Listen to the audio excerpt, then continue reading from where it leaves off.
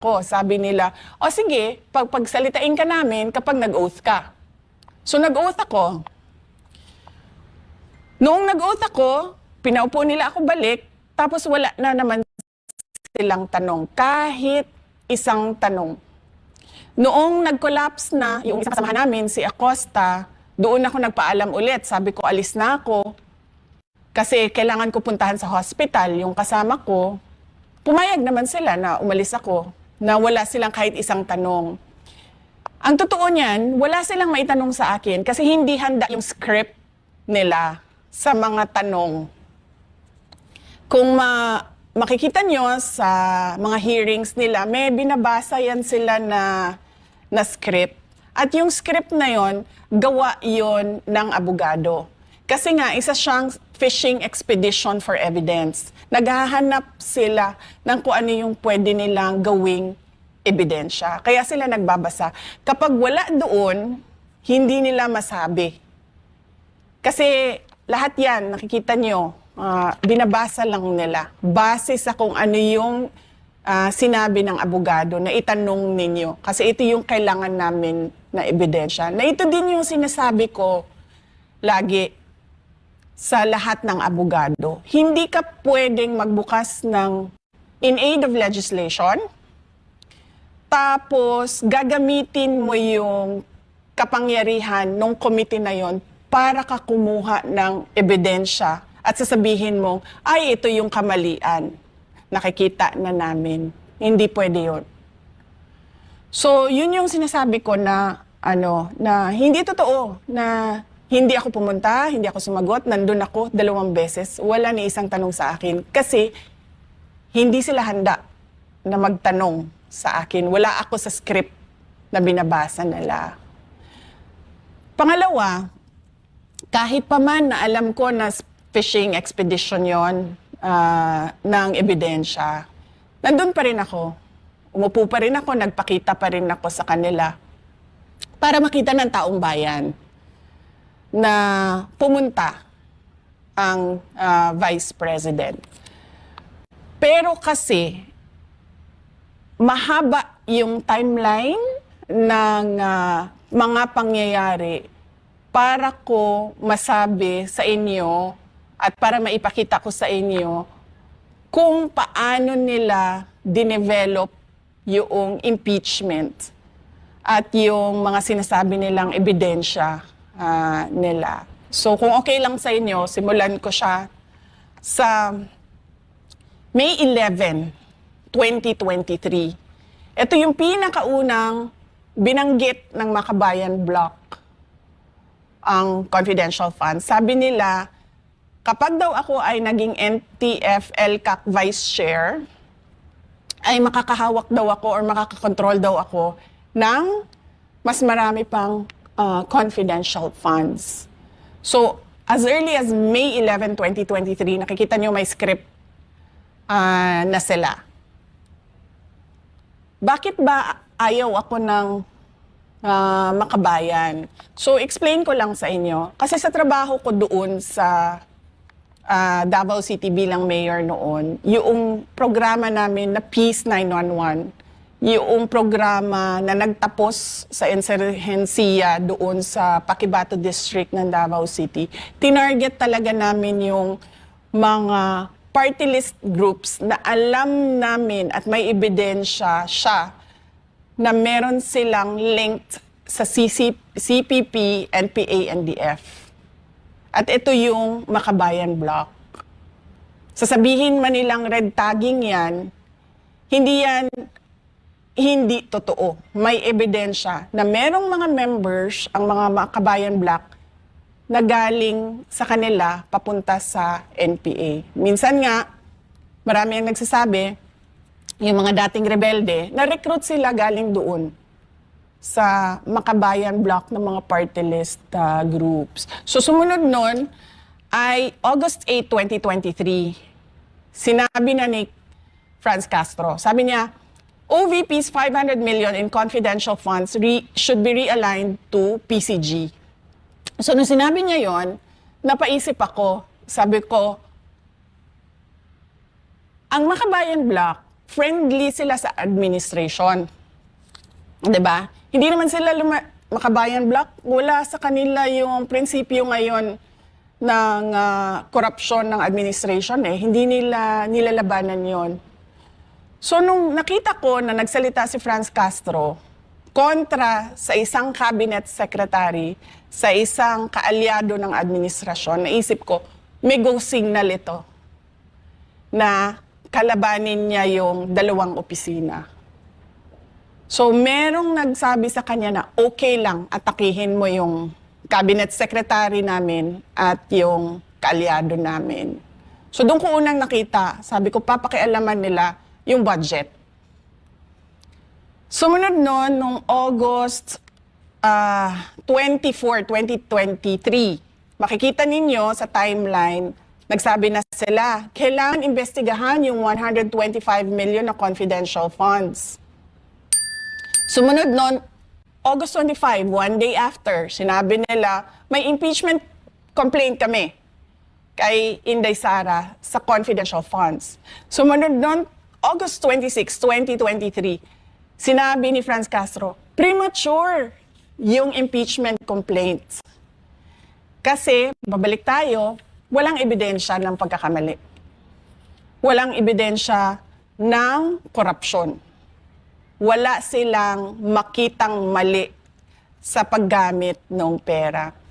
Sumunod noon, August 29, 2023, Makabayan Block vows to question Sara Duterte over confidential fund use. So makita mo na dito, naghahanda sila para sa budget hearing at yung mga tanong nila doon.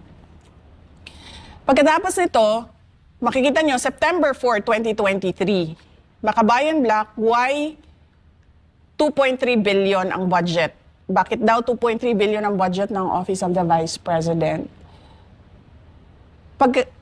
Nung nag-appear si Franz Castro sa hearing ng Commission on Audit, sumunod na araw nun, September, or a few days after, September 14, lumabas yung unang-unang Audit Observation Memorandum sa confidential funds ng Office of the Vice President.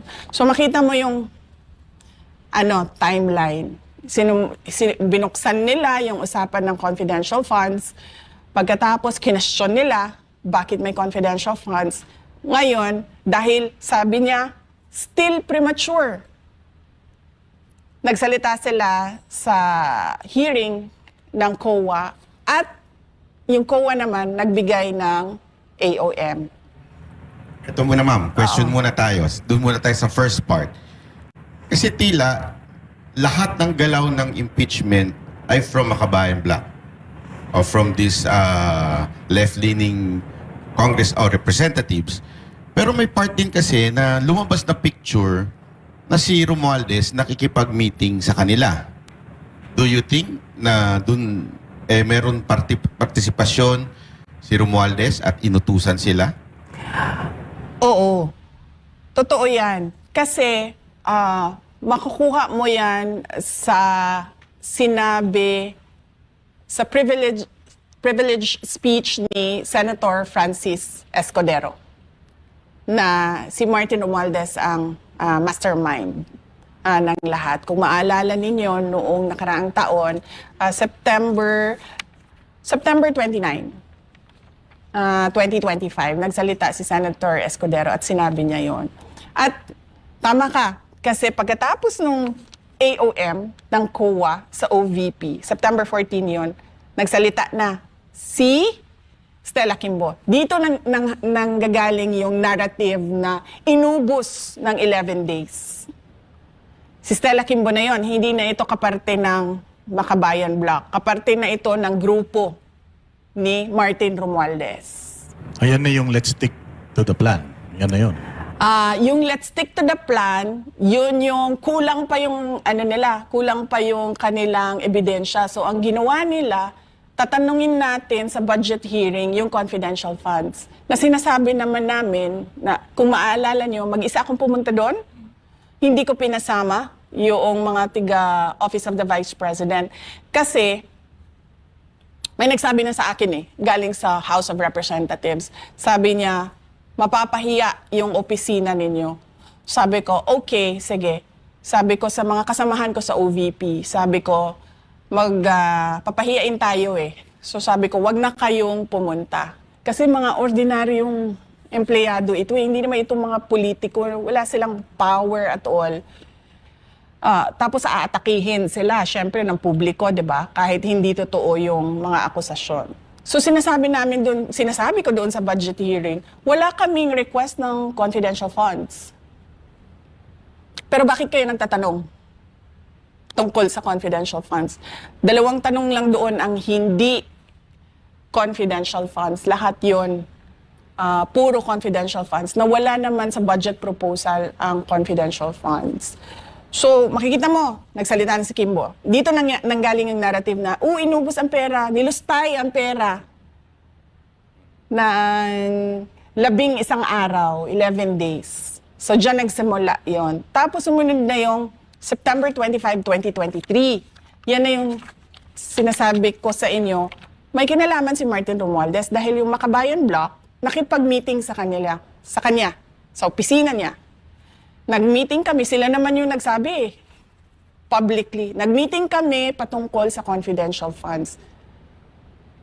So dun na semento yung partnership, kumbaga, ni Martin Romualdez at nung Makabayan Block. Na kung makikita ninyo, pagkatapos ng September 25, lumabas October 3, 2023, ang pangalawang AOM ng Commission on Audit. Kasi, paniwala ko, yung unang AOM, nakita ng Commission on Audit, wala tayong makukuhang ebidensya dito. Dadagdagan natin yung AOM.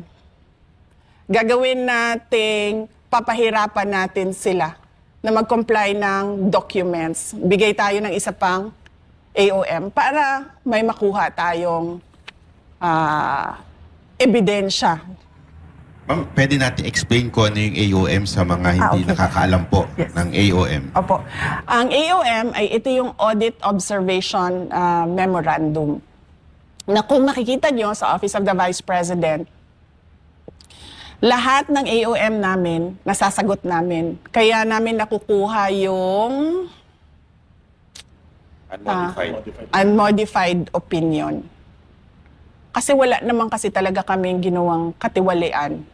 Nagtrabaho lang kami ng maayos sa Office of the Vice President. So ito yung binibigay nila ng Commission on Audit kapag meron silang mga tanong sa budget ng loob ng isang opisina. Tapos ikaw naman na doon sa OVP, sasagot ka.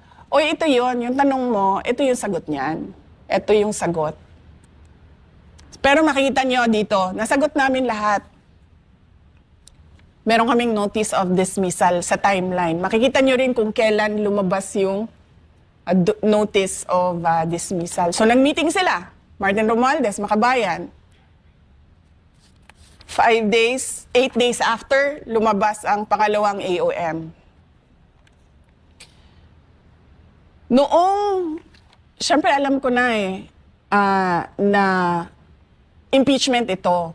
Kasi lahat ng mga tao sa loob ng House of Representatives, naririnig naman nila yung usapan sa loob Tsaka yung mga tiga Mindanao, nagkukwentuhan yan.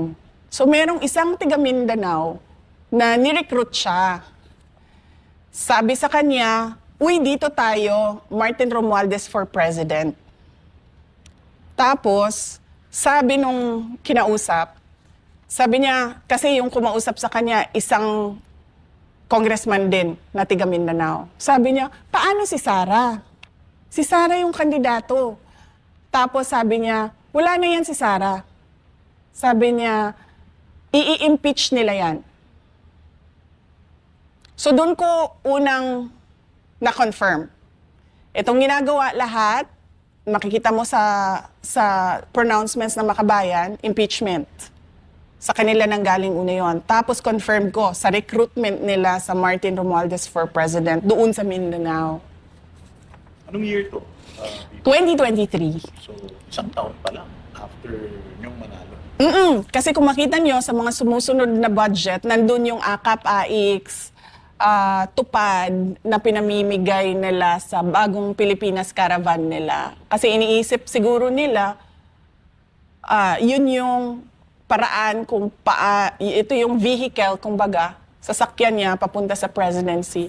Yung pamimigay ng pera kung saan-saan. Na hanggang ngayon, by the way, walang tumingin kung totoo nga ba yung mga recipients doon sa AIX at sa tupad at sa AKAP na nilabas na pera ng gobyerno. So parang sinasabi niyo po pala yung nauna yung idea na impeachment bago maghanap tayo ng ebidensya. Yes. So hindi yung, di ba, pag may kaso ka, titingnan muna kung anong nangyari, tsaka kakasuhan. Dito, nauna yung impeach natin, hanap tayo ngayon ng ebidensya. Ganun yung makikita mo sa timeline nila, sa lahat ng mga sinabi nila. Makikita mo siya. Nilatag kasi namin lahat eh. Paano ba ito nagsimula? Saan ba ito nagsimula?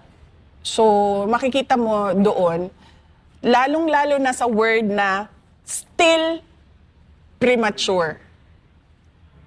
Pero itong People's Initiative na lumutang din noon, kakambal nitong pagbibigay nila ng mga ayuda.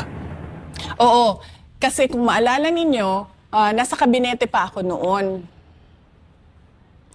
So, ang gusto talaga nila is Martin Romualdez for President para susunod siya kay BBM.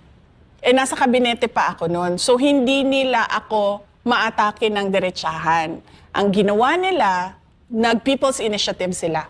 Kasi ito daw yung charter change na sinasabi. Ang gusto nila doon, baguhin ang botohan ng Senate at ng House para mas madali maka-amenda ng Constitution. Kaso sumabog ito, di ba? Kasi naggalit yung mga tao. Pinapapirma sila, tapos binabayaran yung pirma. Tapos minsan naman, pinapapirma sila, tapos sinasabi na, uy, ibibigay sa'yo AIX tupad. Tapos hindi binigay sa mga tao. Kaya sumabog yung People's Initiative nila. Namatay siya. At meron akong confirmation na alam ni BBM yung charter change. So kung makikita ninyo, dito sa timeline, nandun na tayo sa AOM, October 3. Noong November, kung maalala ninyo, November 2023, paalis siya papuntang United States para sa APEC. Bago siya umalis, one day before, tinawagan ko si Senator Amy Marcos. Sabi ko sa kanya, samahan mo naman ako kasi kailangan ko kausapin si BBM. Kailangan ko isama si Senator Amy dahil hindi ko kaibigan si BBM. Katrabaho ko lang siya. Presidente lang siya para sa akin. Si Senator Amy, maayos kausap na tao. So, tsaka kapatid niya. So, nandun kami. Kinonfront ako diretso si BBM. Sabi ko sa kanya, bakit merong pagpaplano ng impeachment sa House of Representatives sa akin? Tapos sabi niya, alam niyo si BBM, nag-English yan eh. Sabi niya, that's not true. Ganyan. That's not true, there's nothing like that. Ganyan siya. Tapos, natigil yung denial niya kasi sa sobrang daldal niya, lumabas sa bibig niya na ang prioridad daw is charter change. So, nung narinig ni Senator Amy yung charter change, nag-react siya. Sabi niya, sa dami-dami ng problema ng ating bansa, bakit naging charter change na ang prioridad? Tapos sabi niya, no, this will be for the country because it's all about the economic provisions, ganyan. So sabi ni Senator Amy sa kanya na parang tipong, hindi yan economic provisions eh. Kasi pag binuksan mo yung amendments ng Constitution, bubuksan mo lahat yun. Hindi mo pwedeng sabihin na, ay, ito lang, economic provisions lang. Kasama na dun yung political. Doon kasi unang diniscuss na tatanggalin ang opisina ng Vice President at papahabain yung terms ng members of the House of Representatives. So more than 3 years na yung isang termino. So, dun yun. Na-confirm ko na alam ni BBM yung ginagawa, bilihan ng signature sa People's Initiative. Doon sa discussion namin kasama si Senator Amy Marcos. November of 2023 yun. Kung makikita nyo sa pag-alis niya, nandoon ako, bago siya umakyat sa hagdanan, lumapit siya sa akin. May binulong siya sa akin. Alam niyo si BBM kasi mahilig magmumble, yung ganon, na hindi mo siya maiintindihan. Meron lang siyang clear words, iilan, at yun lang yung ma-pick up mo sa sinabi niya. Nung lumapit siya sa akin, nasa hagdanan na siya, sinabi niya sa akin, "Don't worry, I'll take care of you." So parang nagulat ako, na parang nagsinungaling ka kagabi na hindi mo alam ang impeachment. Kasi bakit ka naman magsasabi ng "I'll take care of you"? 'Di ba? Ang tagal namin nagsama sa kampanya, halos mamatay-matay na kami sa init, sa dehydration, sa pagod. Hindi man nagsabi yan ng "I'll take care of you"? Tapos bigla, meron akong kinompronta sa'yo na usapang impeachment sa House of Representatives, ibubulong mo sa akin bago ka umalis, "I'll take care of you." Why do you need to take care of me? You know something. Diba? Huling-huli kasi mga lalaki sa mga ano eh. Oo nga. Sa mga pambobola eh. Sa kanya po kayo tumingin. Pero I'll take care of you. Sinabi niya yun. So, ano dating sa'yo nun? Nung sinabi niya yun? Kung ikino-connect mo ito na meron siyang alam. Kasi never siya nagsabi sa akin na "I'll take care of you." Never. Simula nung nagkita kami, pinakaunang pagkikita namin, na para mag-discuss ng pagtakbo namin, ng unity team, doon sa kampanya, wala, yan siya sinabi. Hanggang, ano na yon, November 2023 na yon, first time mo magsasabi na "I'll take care of you" after kita kinonfront na pinagpaplanuhan yung impeachment ko dyan sa loob ng House of Representatives. So do you think na si Romualdez na nagpaplano, then here comes Marcos, sasabihin niya, "Akong bahala sa'yo, huwag kang mag-alala," or "I will take care of you," or kasama siya doon sa plano ng impeachment? Kasama siya doon. Kasi, bakit mo naman i-deny tapos sasabihin mo "I'll take care of you"? Hindi niya siguro kasi naisip na mahuhuli yung pagsisinungaling niya by his words the next day. "I'll take care of you. Don't worry, I'll take care of you." Why should I be worried?